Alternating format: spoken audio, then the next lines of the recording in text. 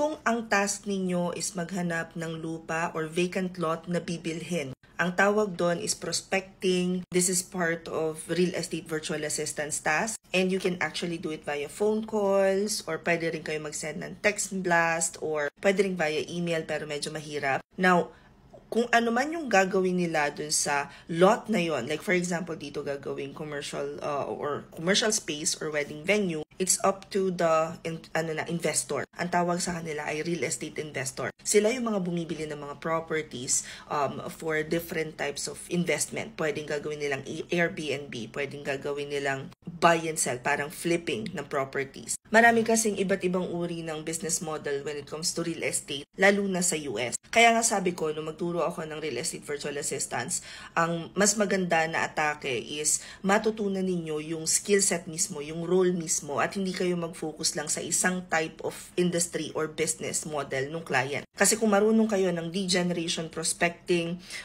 at the very least, meron kayong script, babasahin nyo yung script, tatawagan niyo yung mga leads. Ang kailangan nyo doon is confidence, phone confidence. You should be able to talk to people over the phone. Kung ang papasukin nyo naman is marketing, then obviously you need to know and understand kung paano gumamit ng Zillow, apartment.com, napakaraming website,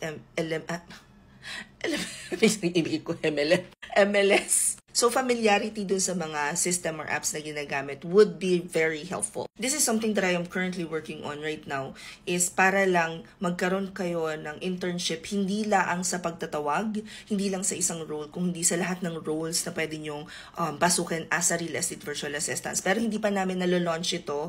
So, right now, yung Reva class namin is $499 pa din kasi wala pa siyang internship. Pero yung last batch, last month, and then yung papasok this coming July 14, na class, makaka-experience sila firsthand nung internship na ipapasok namin right around August or September. If you guys are interested to join nga pala, so punta lang kayo dito sa link sa bio ko, i-click nyo lang yan.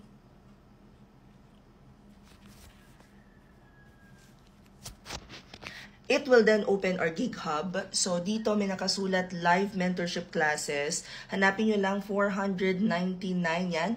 Real Estate Virtual Assistant. I-click nyo lang yun. It will then open the form para maka-join kayo sa real estate class namin. Again, ang next class is, I believe, July 14th, 1 till 9 p.m. But we highly encourage everyone to join as early as you can kasi yung process namin, it takes some time. Meron siyang onboarding para sa training bago kayo maka-join sa live classes. And hindi siya tumitigil sa mismong onboarding lang, live classes. You'd also have the application book.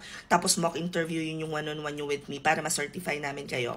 Hope this helps. Comment any questions you guys have about working from home, follow from or work from home chismis, and I'll see you at the classroom. Bye!